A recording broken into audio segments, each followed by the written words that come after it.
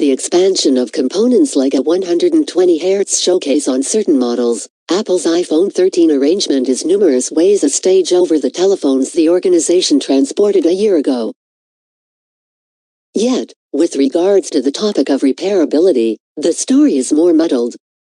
Directing a teardown of the gadget, iFixit discovered it couldn't get the iPhone 13 S Face ID element to work whenever supplanted the telephone's showcase.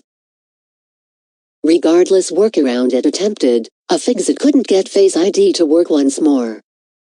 By its assessment, the showcase on the iPhone 13 arrangement is sequentially locked to the gadget.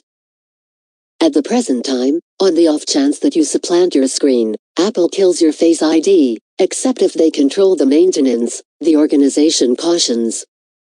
While clearly not a decent search for Apple, there might be a straightforward clarification for what's going on.